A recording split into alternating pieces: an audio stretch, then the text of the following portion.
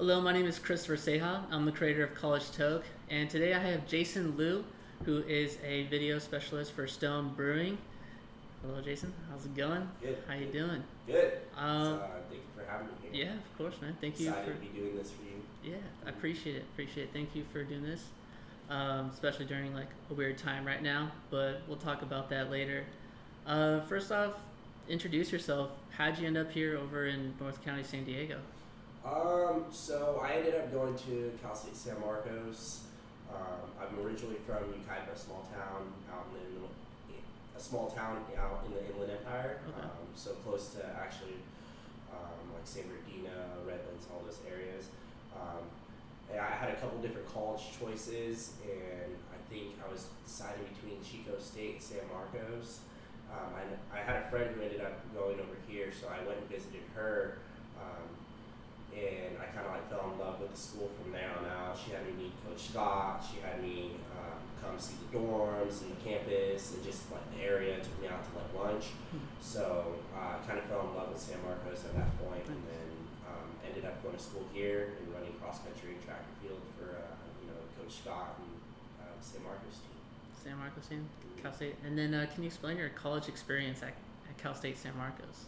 Yeah, I mean, I couldn't ask for like a better one, in my opinion. I had, good roommates. You were one of my roommates, and plenty of awesome people that I met there. And the track team was awesome. The cross country team was awesome, and I have memories that I'm gonna have forever from San Marcos, and I don't regret at all going to San Marcos, even though it's known as the commuter school for everybody around here, and everybody around here is like, I don't want to go to Cal State San Marcos. Yeah.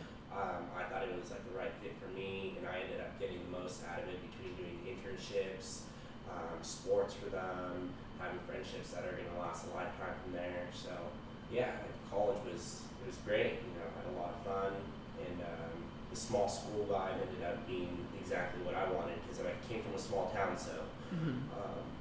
Going to a bigger school might have been a bigger culture change for me, and even going to San Marcos was a big culture change because I had never been to a city that has like an in and out down the street, or the grocery store, walking distance from my apartment. And it was awesome. And San Marcos is always going to have a special place in my heart. Yeah, definitely. Yeah. So fun fact, Jason and I were roommates for like 2 or 3 years in San Marcos. We also were on the same track and field, cross country team, and same here, man. A lot of great memories and lifelong friends. Yeah. So let's go ahead. Let's try some of this beer. All right. Real quick. We are drinking Stone beers. Just want to let you guys know to please drink responsibly and make sure you're drinking over the age of 21. Jason, can you explain why we have these delicious beers on our table? Yeah, so I actually work for Stone Brewing. It's the job that I got right outside of college, and what we have here is our Stone Buenaveza Salt and Lime Lagers, one of our newest beers that we have. Stone's been known to make crazy aggressive beers, and this year we decided to try something new out. So we have this tasty Mexican lager with the salt and lime brewed in it already. So I work for Stone Brewing, and I've been there since I graduated college, like literally a month after graduating college. I wasn't always a full-time worker there, but they had an open position to do a freelance, they had an open position to do some freelance work for them. Okay. And that was only supposed to last 3 months at the time, and 3 months turned into a job here and a job there, and they called me back, and then basically after a year and a half of doing that, they offered me a job to work full time for them. So nice. So cool. I think we should taste some of let's this. go. Yeah, go ahead.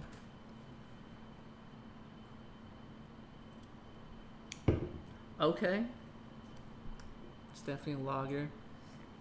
Yeah. I don't know if I can taste salt and lime too much. I think that'll come in maybe after a couple more sips.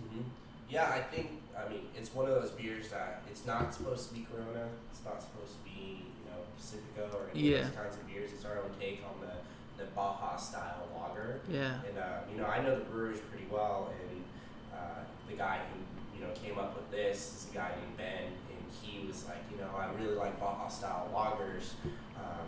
They made an awesome beer without salt and lime with it, and they ended up, Ben was like, what if we added the salt and lime to it, like, while we brew it? Yeah. And it kind of gave that, like, little push over the top for the beer that, like, made it, like, the Stone craft Mexican lager.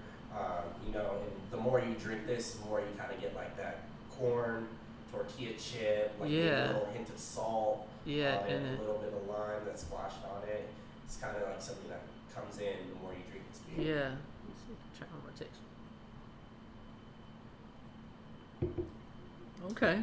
Yeah. And not to mention the crazy cool artwork that they have for this can. So that is great. Can you see this? Yeah, an ode to the the sugar skulls from Dia de los Muertos. So our little take on what a Mexican Baja style lager would be.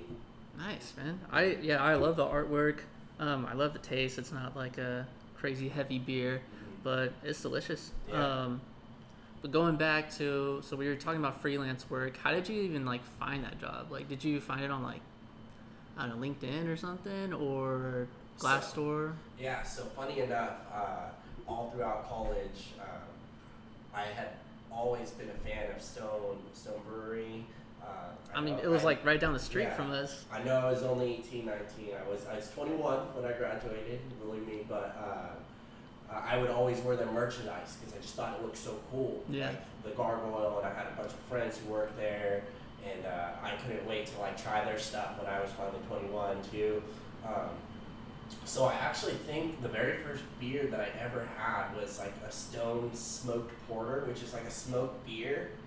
And in the beer world, you don't just go from not drinking any beer to going to a smoked porter. Yeah. And I tried it, and I was like, wow, this is horrible. This is disgusting. That's funny. And I was like, what? Is this how all beer tastes like? Yeah.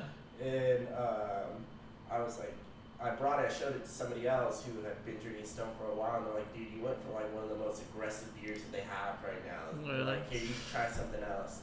I came over, and then I had a Stone IPA at somebody else's house, during, a party one time, and I was like, oh, dude, this is a lot better. I like this.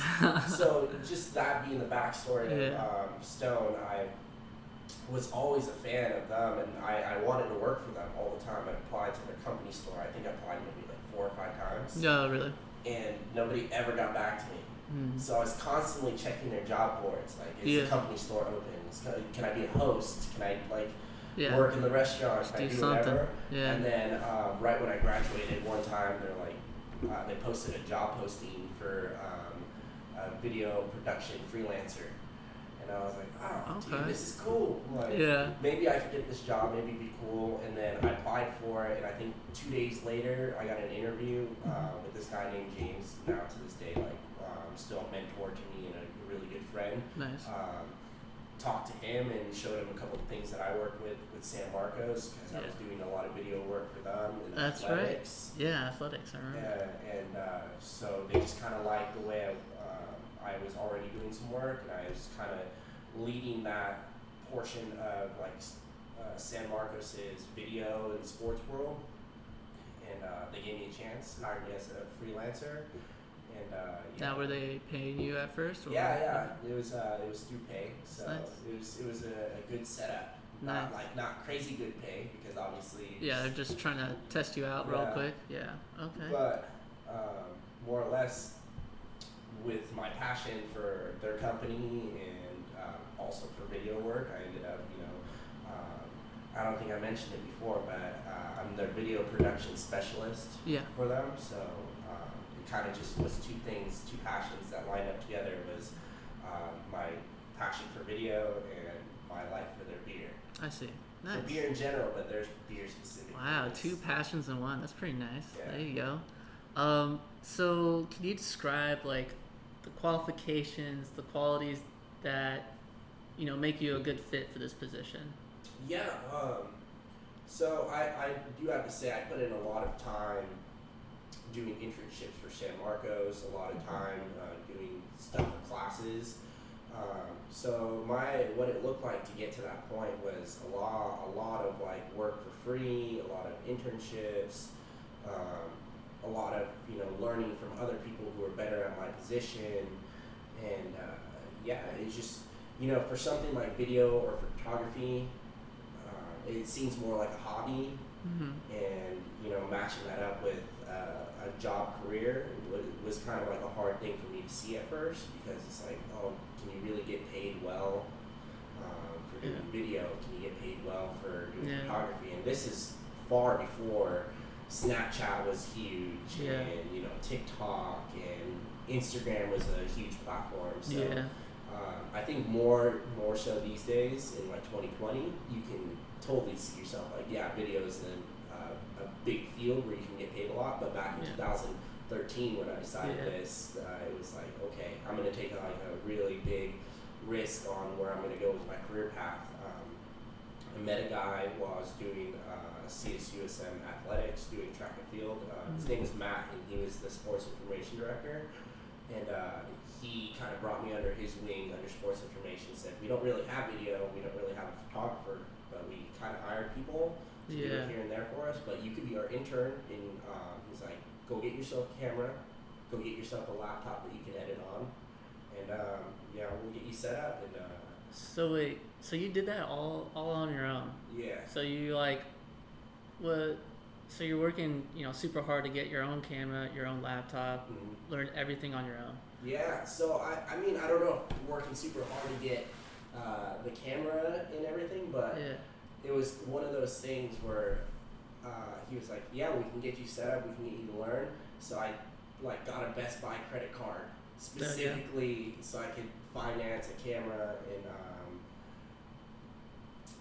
get a laptop and everything. So I didn't have the money for like $2,000 down immediately, so I just was like, all right, I'm gonna take a chance right now. Best Buy credit card, here we go. Nice. Yeah, and then the rest is history from there. So I got in with them, and I was really eager to explore what this had, and I would go to like all the sporting events that San Marcos had, like.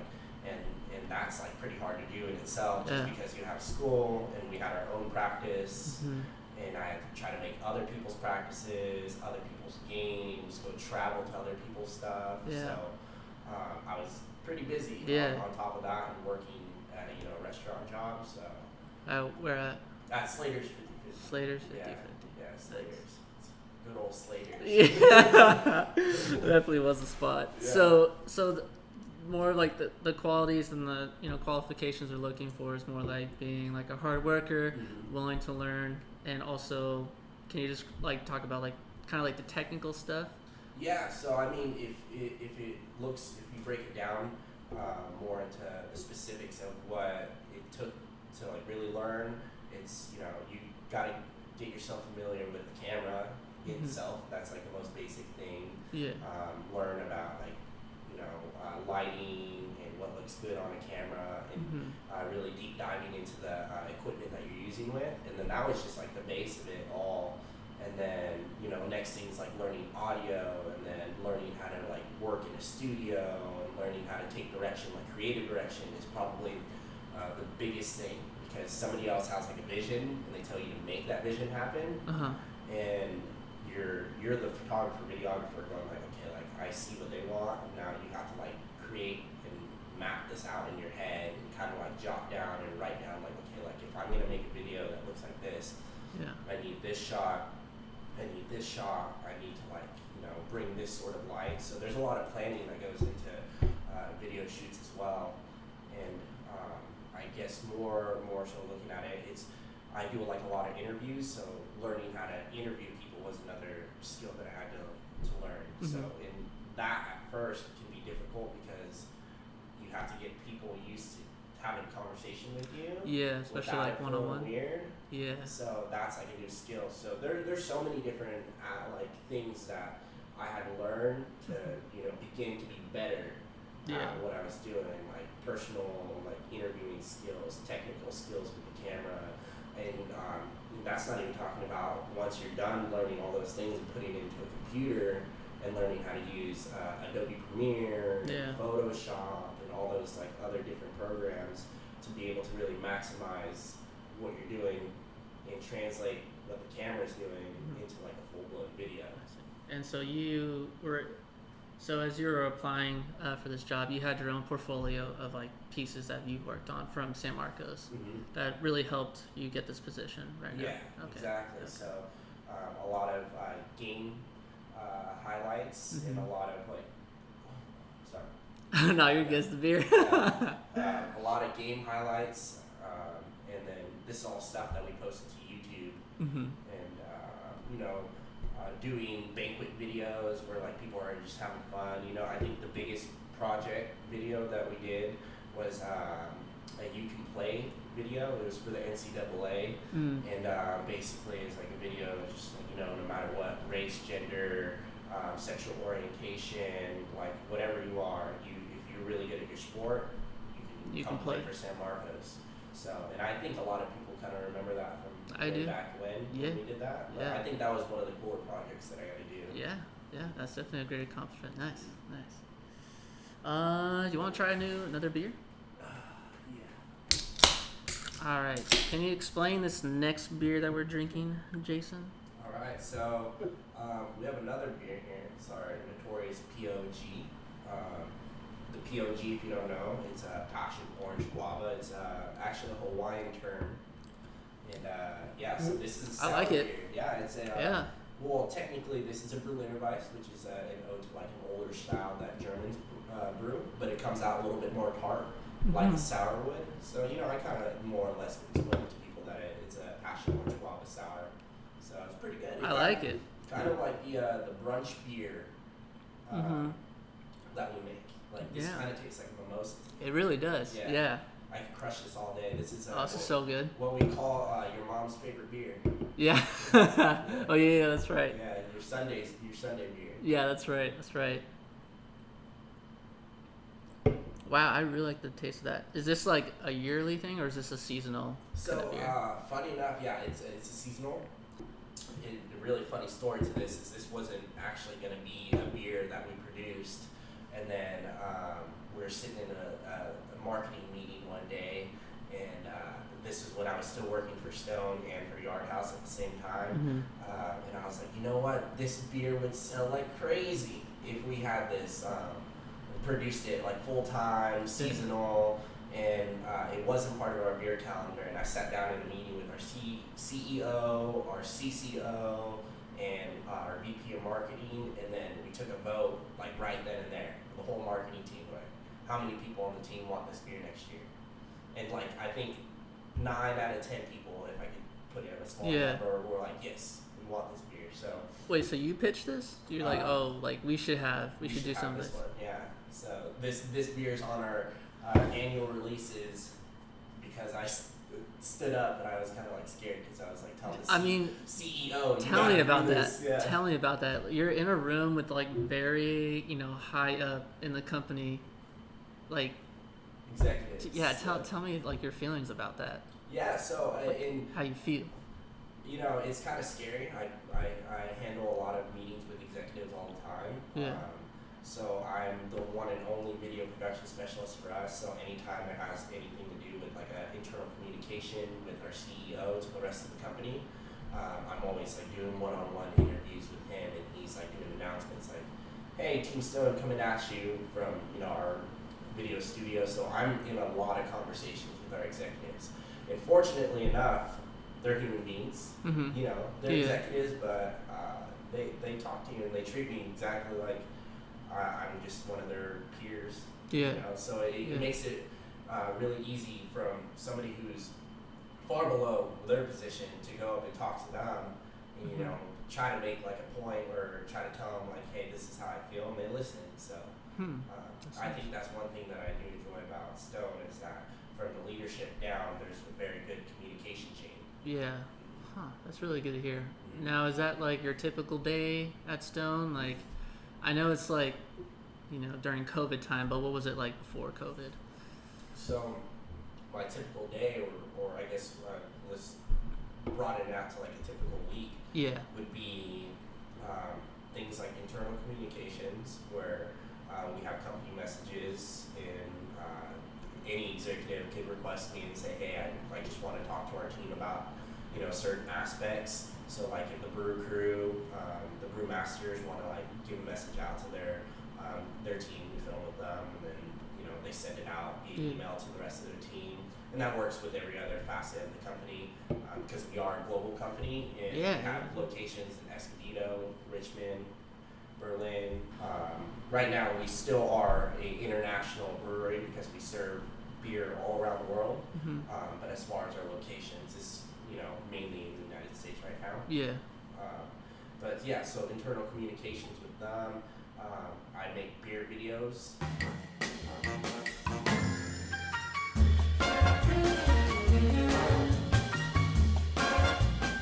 That go up on YouTube, that go up on our Instagram channel, so I kind of like do close-up shots, make this look extra pretty.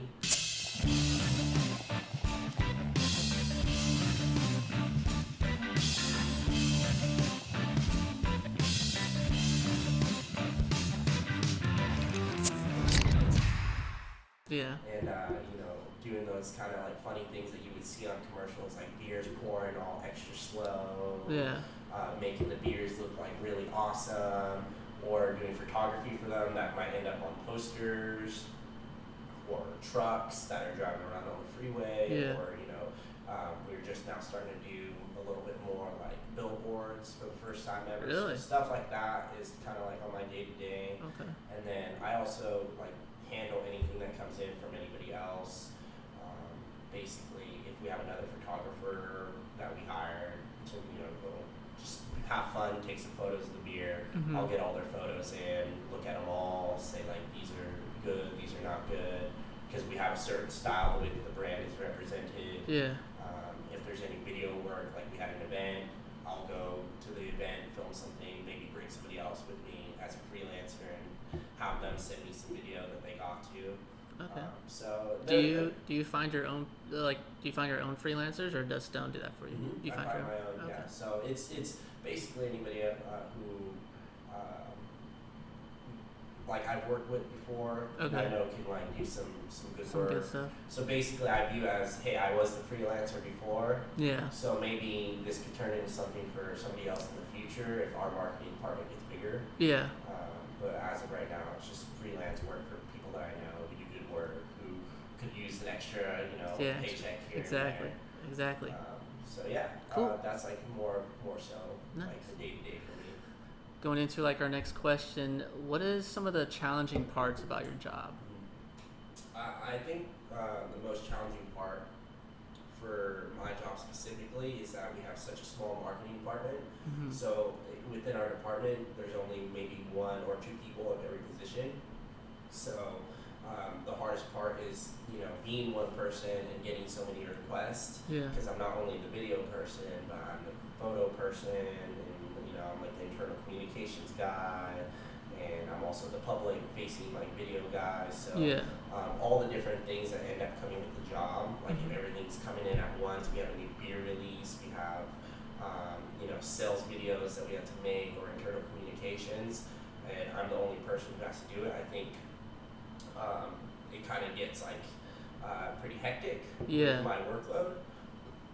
But fortunately, like just kind of going through college and going through classes and balancing that with Yeah. sports and balancing that with work and internships and stuff, kind of been used to the mode of always go, go, go. Yeah. So You're a busy guy. Yeah, I think that I was able to translate a lot of what I did in college out to my normal job now, but Yeah. I would say, that's the most difficult part. It's just being one person within a small department with Yeah. a lot of like requests coming in. Yeah. That's interesting because like I was kind of thinking like, do you like not feel any pressure of putting out with like good content, or what you think is good content? What do your executives think about the content that you're spitting out all the time? Mm-hmm. Do you not feel that pressure, or? I mean, of course, yeah. I feel like pressure from everywhere. Uh-huh. And it's because a lot of these things a lot of the videos that I'm making, sometimes, especially for sales, it's a video that's going to be viewed by maybe 200 or 300 of our partners. And depending on what we did and what we created, they buy our beer. And that ends up translating into millions of dollars worth of beer sold, or millions of dollars of beer that we missed out on selling. I see. So there is like a really big sense of pressure that comes with that. So it's not just the fun job that I get to, take photos of beer all the time. So at San Marcos, I took a couple business classes, and beer companies was always like the number one thing that a lot of our professors talked about, because of honestly, like, a lot of beer companies do a really good job with marketing. So I just want to ask you, how is it, competing to the other brewing companies? Like, do you think about that? Do you think about being competitive with other companies, or is it just kind of like, and I'll just do my thing and see how it goes? I think there's different attitudes to look at it. Like in the craft beer community, I think everybody is out to help each other. So there's a difference between the craft beer community, and there's a difference between big beer, like Budweiser. There's like and we don't want to be big beer. We're never gonna be big beer, and that's kind of one of Stone's mottos, is to always stick to the independent craft beer that we brew. And I think that there's not really a big competition that comes with craft beer. Like, I'm not trying to make us look better than the next other craft beer brand down the road, because ultimately, we have somebody else that we're competing against. But we are trying to make our stuff look better and more appetizing than the big beer, because they're using far less quality ingredients. They're using a lot of cheap ingredients too, and it translates to the beer that they have. And there's a spot in a big market for all that beer, and plenty of people drink it all the time. And I myself sometimes I'll drink like a big beer brand, but that doesn't mean that you're disrespecting craft beer. Craft beer and stuff. I enjoy craft beer like 10 times more than I would ever enjoy their beer. True. Because we take a long time to brew our beers and make sure that things are up to par with like our beer standards and stuff like that. And I think the whole craft beer world is kind of on the same page with that. So there's I'm here to support and be for the craft beer world, and also just trying to help us be in a bigger light than what big beer is. Nice. So there's competition on one side, and there's not competition on one side. So kind of just where you're looking at it. Okay, I see. Nice. Now, what's your favorite part about working with Stone and your position? Beer. Beer? Cheers, guy. Beer. That's it? No, it's I actually just had a conversation with my boss, and it's like, we work for such an awesome company, and our marketing team is so resilient, and they work hard. We produce great stuff, like the artwork on this can, maybe this can right here, or any of the other cans that we have. It's all artwork that goes through multiple rounds of edits, and a lot of people touch it, and we make stuff that we're going to be proud of at the end of the day. So I think the best part of Stone, jokingly, it's the beer. The beer is obviously a great perk, but the whole marketing team itself, when you find a group of people that you really work well with, everything comes out top quality. Nice. All right, so now we have this new beer that we're trying, Tangerine Express Hazy IPA. Jason, could you explain what this beer is all about? Yeah, so this is our Tangerine Express Hazy IPA. This is one of our fruity IPAs that we do here. We got lots of tangerine. We got a little bit of pineapple in this. You do get a lot of that bitterness from the IPA, but there is this nice sweet, subtle tangerine bitterness and pineapple sweetness to it. So why is it called hazy? What's the hazy part? So the hazy part comes from the fruit and the process that we kind of do with this beer. Okay. We kind of realized that this beer, a lot of times when we brew it, the fruit kind of gives it this like cloudiness to it during the brewing process. So this used to not be a hazy beer, but we actually changed the name to Tangerine Express Hazy IPA because it ended up more or less coming out as hazy than it did coming out clear. And that's not because we're not filtering it or anything. It's just the beer or the fruit itself, because we add the fruit in the final process, and it's real whole fruit that you kind of get like this like haziness, this like glutinous like look to it. That's good, man. So if I could pour it out, it'd be all hazy. Nice. It's in this bottle. You can kind of tell that it's a little hazy. Right yeah, there. it is a little hazy. But I really like the taste. Sometimes I'm not really a fan of like strong IPAs. I don't feel like this is like a really strong one, but man, it's tasty. This is one of our beers that, like, again, if you're not into the super strong portfolio of beers that we have, we always have Tangerine Express, nice, crisp, fruity IPA. Nice. You know, and people, they do like it, they love it, and some people, you know, this isn't their beer, and for people who don't like fruity IPAs, we have plenty of other ones. Nice, yeah, true. So Jason, I just want to talk to you about how has COVID-19 affected you, affected your position? You know, funny enough is like my position became like 4 or 5 times more busy? Important. Yeah, important? Yeah, important and busy during all this. I see. At first, when everything was happening, I was like, they're like, oh, go work from home. I'm like, okay, like I do half my job on the normal basis outside of like a computer desk anyways, because I'm always out, you know, taking the camera out and doing photos. But just in this new COVID world, video has become more prominent. It's true. Live streams have become more prominent. Oh yeah, live streams. And just learning all like how to work with people virtually was a little hurdle that we ended up having to see. But my job got way busier really? from COVID, because you can imagine how many people are trying to learn video. And if I'm the video guy at the company, like, hey, you know this, right?